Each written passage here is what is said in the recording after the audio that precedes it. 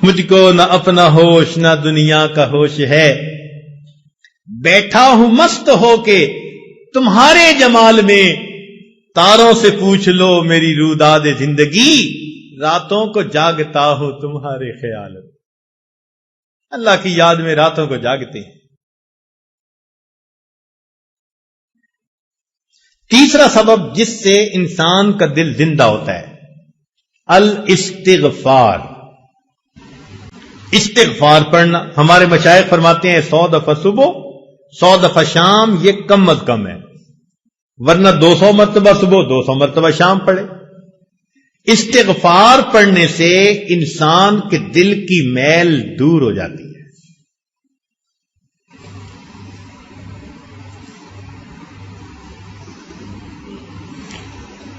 عائشہ صدیقہ رضی اللہ تعالیٰ عنہ نے روایت کی نبی علیہ السلام سے کہ طوبی لمن وجد فی صحیفتہ استغفارا کثیرا، مبارک ہو اس کو جو قیامت کے دن اپنے نام اعمال میں کثرت کے ساتھ استغفار لکھا دیکھے گا۔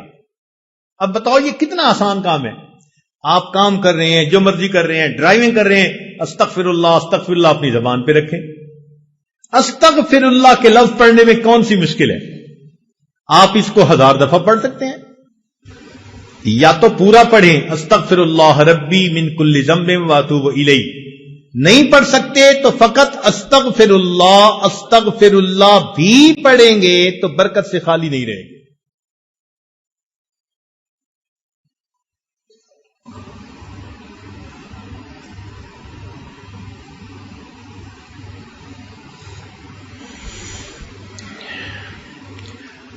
چوتھا سبب جس سے دل زندہ ہوتا ہے، الصلاۃ علی النبی، نبی علیہ الصلوۃ والسلام پر درود شریف کا پڑھنا۔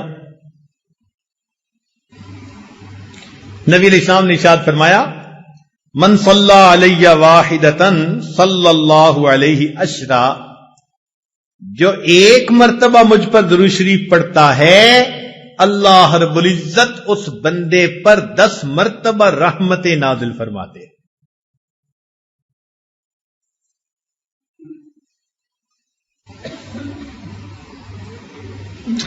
چنانچہ ہمارے مشائخ نے لکھا ہے وَكَذَلِكَ جَعَلَ جَزَاءَ ذِكْرِ نَبِيِّهِ ذِكْرَ مَنْ ذَكَرَهُ، کہ اللہ تعالیٰ کو اپنے محبوب سے ایسی محبت ہے کہ جو اللہ تعالیٰ کے محبوب کو یاد کرتا ہے درود شریف پڑھنے کے ذریعے سے اللہ اس بندے کو 10 مرتبہ یاد کرتے۔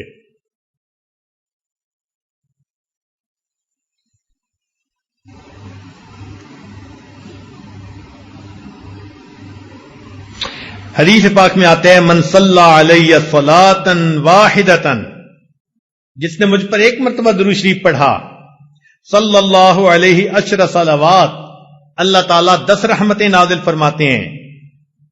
وحطت عنہ 10 خطیئات، اس کی 10 خطائیں اللہ معاف فرما دیتے ہیں۔ ورفعت لہ 10 درجات، اور جنت میں اس کے 10 درجے بلند فرما دیتے ہیں۔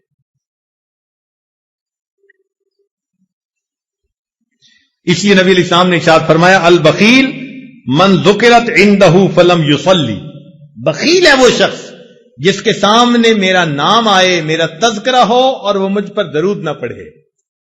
اس لیے جب بھی نبی علیہ السلام کا نام نامی اس میں گرامی آئے تو صلی اللہ علیہ وسلم کم از کم ضرور پڑھنا چاہیے۔ حدیث پاک میں آتا ہے کہ ان للہ ملائکۃ سیاحین، اللہ تعالیٰ کے کچھ فرشتے ایسے ہیں جو زمین کے اندر چلتے پھرتے ہیں، سیاحت کرتے ہیں۔ یبلغونی ان امتی السلام، میرا امتی جو مجھ پر درود پڑھ رہا ہوتا ہے یہ فرشتے اس درود و سلام کو مجھ تک پہنچا دیتے ہیں۔ اور ایک حدیث پاک میں فرمایا ان اول الناس بی یوم القیامت اکثرہم علی صلاۃ، قیامت کے دن میرے سب سے قریب وہ انسان ہوگا جو سب سے زیادہ مجھ پر درود شریف پڑھنے والا ہوگا۔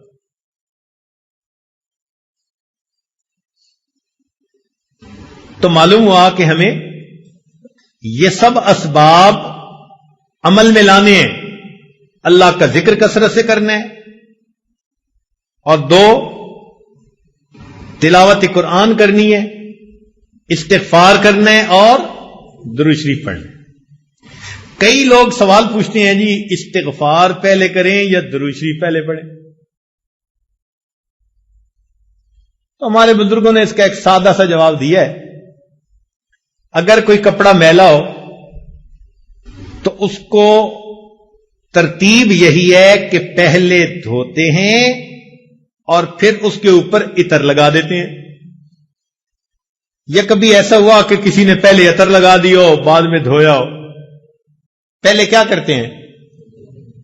دھو لیتے ہیں، بعد میں کیا کرتے ہیں؟ تو استغفار سے ان میلے دلوں کو دھو لیجئے، پھر درود شریف کے ذریعے سے عطر اور خوشبو اس پر چھڑک لیجئے.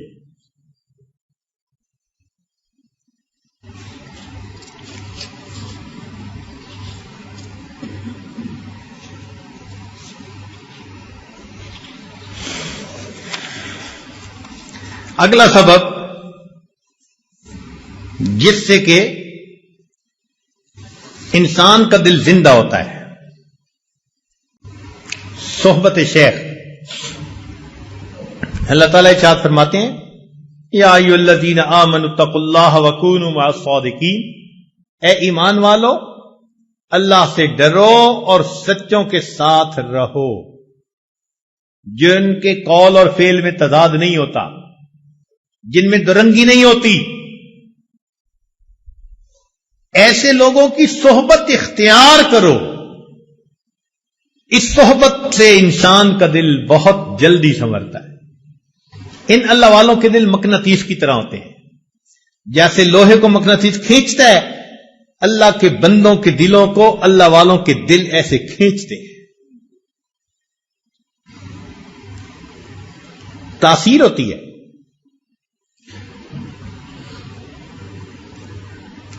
ہم لوگ جب الیکٹریکل انجینئرنگ پڑھتے تھے تو ہمیں ٹرانسفارمر کے بارے میں پڑھاتے ہوئے انہوں نے کہا کہ دیکھو، ایک ادھر کی وائنڈنگ ہوتی ہے پرائمری، ایک ادھر کی وائنڈنگ ہوتی ہے سیکنڈری.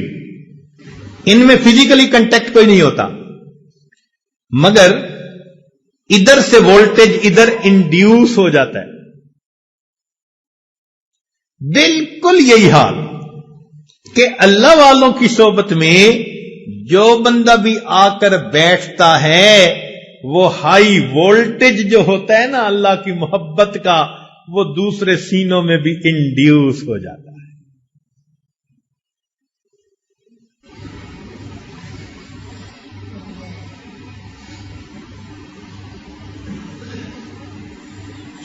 الصحبت مؤثرۃ، صحبت کی تاثیر ہوتی ہے.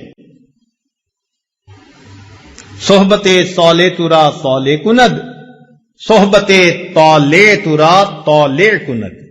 نیکوں کی صحبت انسان کو نیک بنا دیتی ہے اور بدکار بندے کی صحبت انسان کو بد بنا دیتی ہے.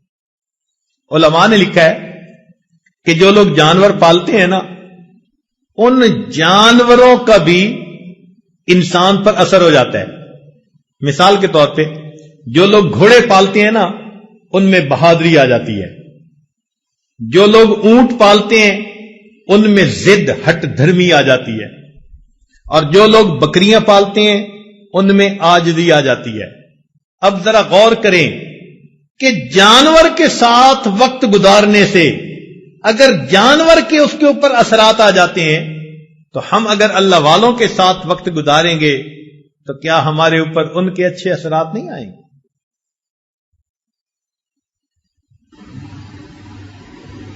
نہ پوچھن خرقہ پوشوں کی ارادت ہو تو دیکھن کو، یدے بیضا لیے بیٹھے ہیں اپنی آستینوں میں.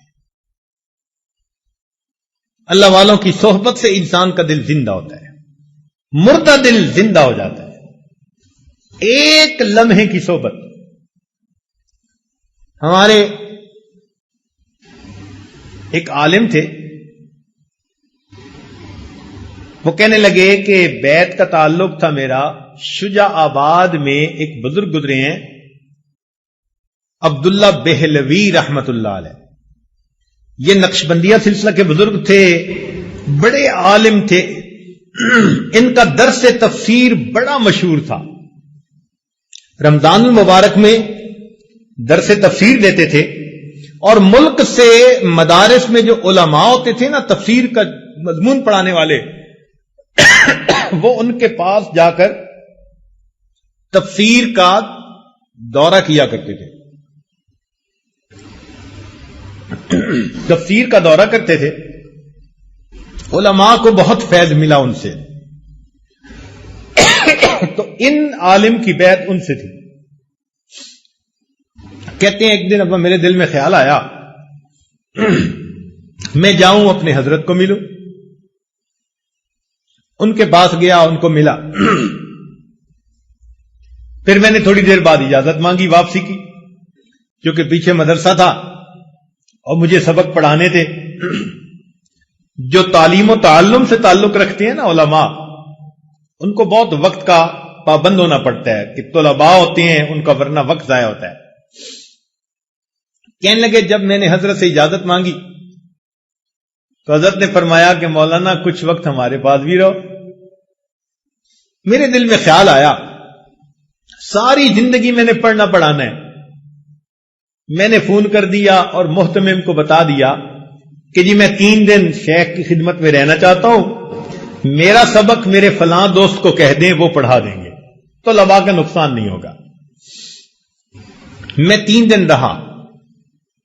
کہتے ہیں کہ 3 دن شیخ کی صحبت میں رہنے کا نتیجہ یہ نکلا کہ جب لوٹ کر میں واپس گھر آیا تو آنے والے 3 سال میں ایک مرتبہ بھی میری تہجد قضا نہ ہوئی.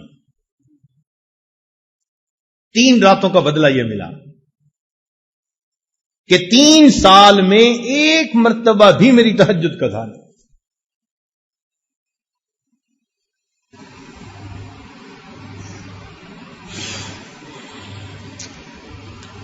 دل کو زندہ کرنے کا ایک سبب اتباع سنت.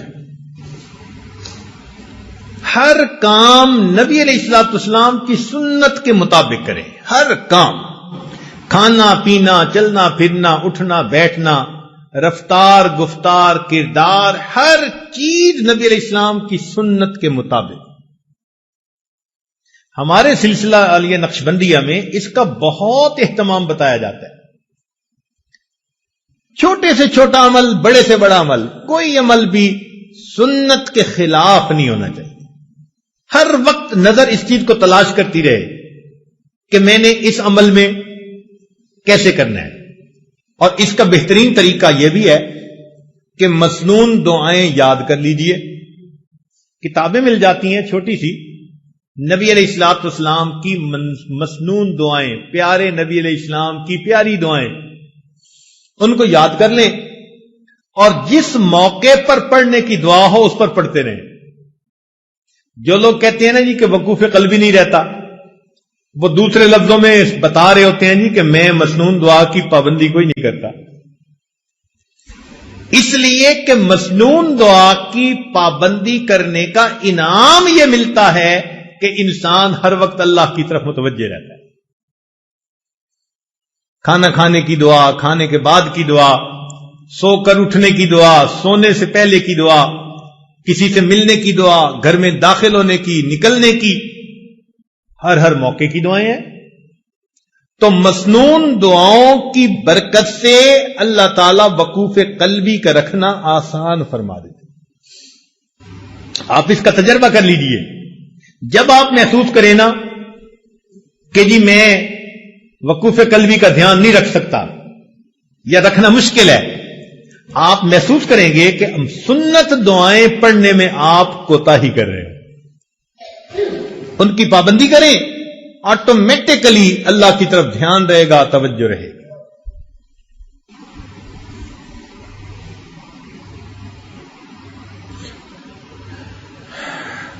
دل کو زندہ کرنے کا ایک اور عمل قیام اللیل، تہجد کی نماز۔ چنانچہ جو لوگ چاہتے ہیں کہ اللہ رب العزت سے تعلق ہو، ان کی محبت دل میں ہو، ہم اللہ تعالیٰ کے مقبول بندوں میں شامل ہو جائیں، ان کو چاہیے کہ رات کے آخری پہر میں چند رکعت نفل اللہ کے حضور ضرور پڑھا کریں۔ اللہ تعالیٰ فرماتے ہیں والذین یبیتون لربہم سجدا وقیاما۔ حدیث پاک میں آتا ہے افضل الصلاۃ بعد المکتوبۃ قیام اللیل، کہ 5 فرض نمازوں کے بعد سب سے افضل نماز تہجد کی نماز ہے۔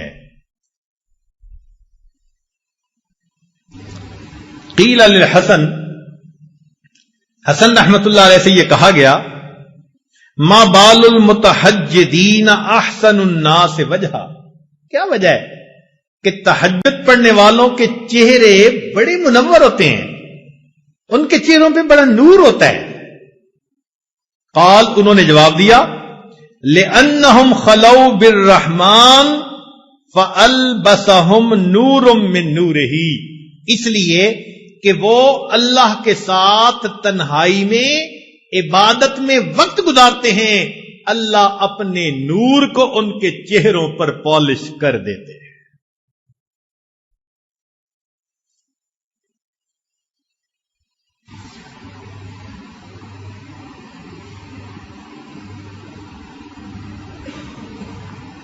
ایک بزرگ فرمایا کرتے تھے کہ حضرت، ان کے پاس ایک بندہ آیا، اس نے کہا کہ حضرت مجھے رات تہجد کی توفیق نصیب نہیں ہوتی، کوئی عمل بتا دے۔ انہوں نے آسان سا جواب دے دیا، فرمانے لگے اے دوست، تو اپنے دن کے اعمال کو سنوار لے، اللہ تعالیٰ تجھے رات کے اعمال کی توفیق عطا فرما دے۔ ہم دن میں جو نافرمانیاں کرتے ہیں نا، ان کی وجہ سے رات کی عبادت سے محروم کر دیے جاتے ہیں۔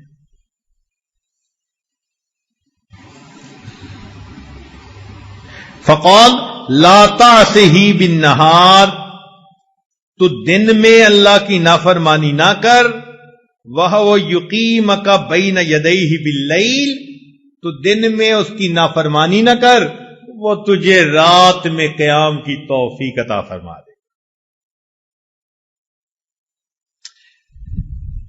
یروان سفیان ثوری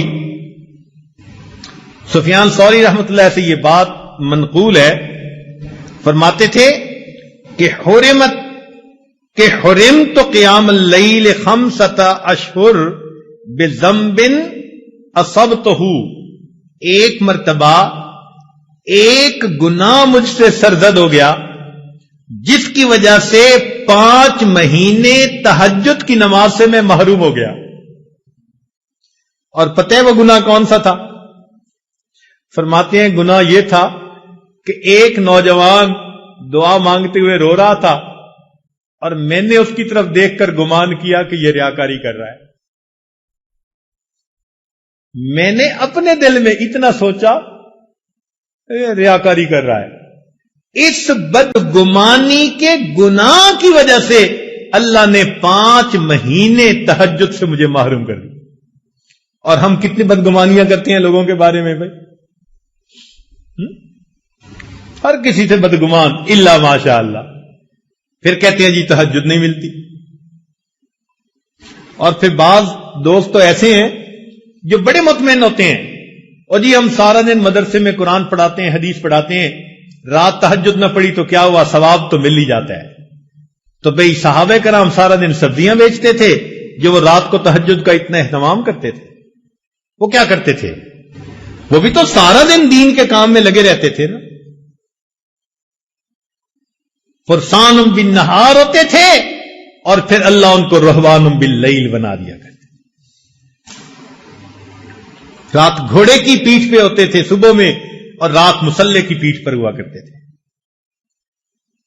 تو یہ تو نفس ہمیں مطمئن کر دیتا ہے نا کہ کوئی بات نہیں اگر تہجد کی توفیق نہیں ملتی۔ اچھا ایک بات ذرا توجہ سے سنیں، کہ ایک تو ہے ہمارا سوچنا ہم تہجد پہ نہیں اٹھتے، اور ایک سوچ کا انداز اور بھی ہے، وہ کیا؟ حدیث پاک میں آتا ہے اللہ تعالی رات کو فرشتوں کی 3 جماعتیں بنا دیتے ہیں۔ فرشتوں کی کتنی جماعتیں؟ 3 جماعتیں بنا دیتے ہیں۔ ایک جماعت کو کہتے ہیں کہ دیکھو فلاں فلاں میرے مقبول بندے ہیں، تم جاؤ اور ان کو پر مار کے جگا دو، یہ تہجد میں اٹھنے کا وقت ہے، یہ اٹھیں گے مجھ سے مانگیں گے، میں پروردگار ان کی جھولیوں کو بھر دوں گا۔ چنانچہ یہ لوگ سوئے ہوئے ہوتے ہیں، نہ گھڑی کا الارم نہ کوئی اور، اچانک ان کی آنکھ کھل جاتی ہے۔ یہ اللہ تعالی کی طرف سے فرشتے اٹھا دیتے ہیں ان کو، اچانک آنکھ کھل جاتی ہے، دل میں ارادہ لے کے سوتے ہیں 3 بجے اٹھنے، 3 بجے آنکھ کھلتی ہے، تو اللہ تعالیٰ کے فرشتے جگا دیتے ہیں۔ اور پھر دوسرے گروپ کو اللہ فرماتے ہیں کہ جاؤ فلاں فلاں فلاں میرے ناپسندیدہ بندے ہیں، میں انہیں پسند نہیں کرتا، تم جاؤ اور ان کو تھپکی دے کے سلا دو، یہ میرے نیک مقبول بندوں کے اٹھنے کا وقت ہے، اور میں نہیں چاہتا کہ اس موقع پر یہ مجھے اپنی شکل دکھائیں۔ رات کے 1 بجے تک جاگتے رہیں گے، 2 بجے تک جاگتے رہیں گے، جب تہجد کا وقت شروع ہو جائے گا نیند آ جائے گی۔ آپ شادی بیاہ پہ دیکھیں، لوگ پروگرام بناتے ہیں آج شادی کی رات ہے جی ساری رات جاگیں گے، ساری رات نہیں جاگتے، جب تہجد کا وقت شروع ہوتا ہے سارا مجمع سو جاتا ہے، گھر کی عورتیں سو جاتی ہیں، مرد سو جاتی ہیں، مہمان بچے سب سوئے پڑے ہوتے ہیں، وہ سوئے نہیں ہوتے، ان کو سلا دیا جاتا ہے۔ تو یوں بھی تو ہم سوچ سکتے ہیں نا کہ ہم تہجد نہیں پڑھتے، نہیں، شاید ہم سے کوئی ایسا گناہ ہوتا ہے، اللہ تعالی اس برکت والے وقت میں ہماری شکل دیکھنا پسند ہی نہیں کرتے۔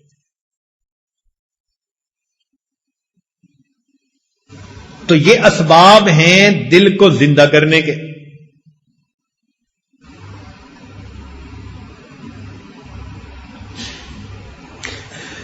ایک آخری سبب الدعا،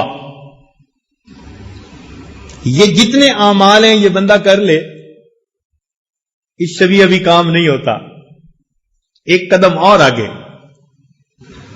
وہ کیا کہ سب کچھ کر کے پھر اللہ سے فریاد کرے، پھر اللہ سے مانگے۔ اللہ اکبر کبیرہ۔ دیکھیں ایک مثال سمجھیں، چھوٹا بچہ ہوتا ہے نا جو ابھی چلنا سیکھ رہا ہوتا، تو باپ اس کو وہاں کھڑا کر دیتا ہے اور پاس بیٹھ کے بلاتا ہے، بیٹے ادھر آؤ۔ باپ کو پتہ ہے یہ بچہ اتنے قدم نہیں اٹھا سکتا، مگر وہ یہ دیکھنا چاہتا ہے کہ یہ بچہ میری طرف متوجہ ہو کے قدم اٹھاتا ہے یا نہیں۔ بیٹے ادھر آؤ، بیٹے ادھر آؤ۔ جب باپ بلاتا ہے تو وہ بچہ قدم اٹھانے کی کوشش کرتا ہے، اور قدم اٹھاتے ہوئے ڈولتا ہے، اور جب گرنے لگتا ہے نا تو باپ اس کو گرنے نہیں دیتا، بچے کو ہاتھوں میں لے کر اپنے سینے سے لگا لیتا ہے۔ بالکل ہماری مثال یہی ہے۔ اللہ تعالیٰ فرماتے ہیں میرے بندے مجھ تک آؤ، اس پروردگار کو پتہ ہے یہ بندے ہیں، یہ کمزور ہیں، ان کے پیچھے نفس لگایا ہے، شیطان لگایا ہے، ان کی ہمت نہیں ہے یہ پہنچ سکیں، مگر وہ تو یہ دیکھنا چاہتے ہیں نا کہ میری طرف توجہ کر کے قدم اٹھاتا کون ہے۔ جو ہمت کر لیتا ہے، قدم اٹھاتا ہے، کہیں ڈولنے بھی لگتا ہے، اللہ تعالیٰ ڈولنے نہیں دیتے، اس بندے کو اپنی رحمت کی چادر میں چھپا لیتے۔ سنیے قرآن عظیم الشان، اللہ تعالیٰ فرماتے ہیں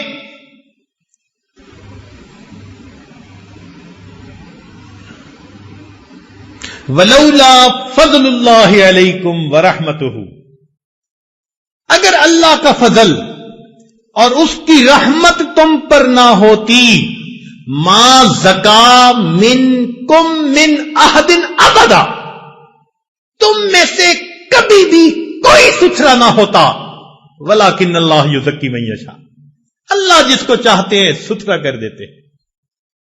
تو ستھرا ہونا تمہارے بس میں نہیں ہے۔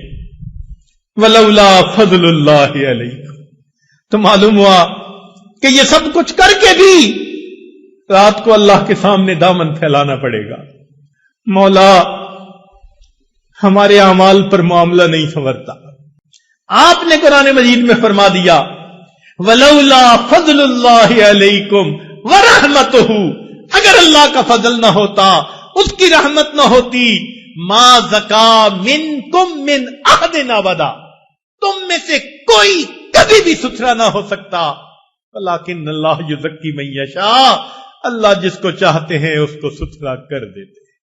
اے مولا میں اس وقت دامن پھیلائے بیٹھا ہوں، آپ سے آپ ہی کو چاہتا ہوں، اللہ رحمت کی نظر کر دیجئے، تیری ایک نگاہ کی بات ہے، میری زندگی کا سوال ہے کہ اللہ رحمت کی ایک نظر ڈال دیجئے، میری بگڑی بنا دیجئے، میری کشتی پار لگا دیجئے، میں نے جھولی پھیلا دی ہے۔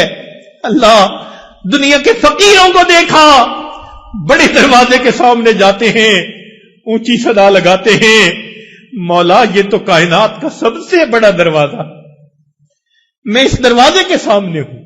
اے اللہ دنیا کا فقیر کسی دروازے سے خالی چلا جائے، توقع ہوتی ہے دوسرے دروازے سے مل جائے گا، مگر جو تیرے دروازے سے خالی اٹھا، مولا اس کے لیے کوئی دوسرا دروازہ دے۔ آپ ہی مہربانی فرما دیجئے، اور اللہ آپ ہی میری بگڑی بنا دیجئے۔ اللہ سے عاجزی کے ساتھ رو رو کے دعائیں مانگیے، پھر دیکھیے اللہ کی رحمت کیسے برستی ہے۔ اے اللہ میں آپ کے در پر آیا ہوں، یہاں سے لوٹ کے کہیں نہیں جا سکتا، میرے لیے کوئی دوسرا دروازہ نہیں۔ تنگ دستی کے جو عالم میں گھبراتا ہوں، اے اللہ بہت پریشان کر دیا حالات نے، در در کے دھکے کھا لیے، اب تیرے دروازے پہ آ پہنچا۔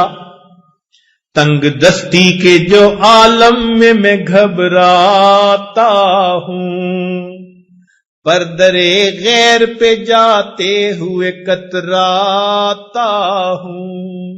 اللہ میں غیر کے دروازے پہ نہیں جاتا، دنیا کہتی ہے عامل کے پاس چلے جاؤ، فلاں جگہ چلے جاؤ، لا کہیں نہیں جاؤں گا، مسجد میں ہوں، تیرے دروازے پہ ہوں، اب میں کسی اور طرف نہیں جاتا۔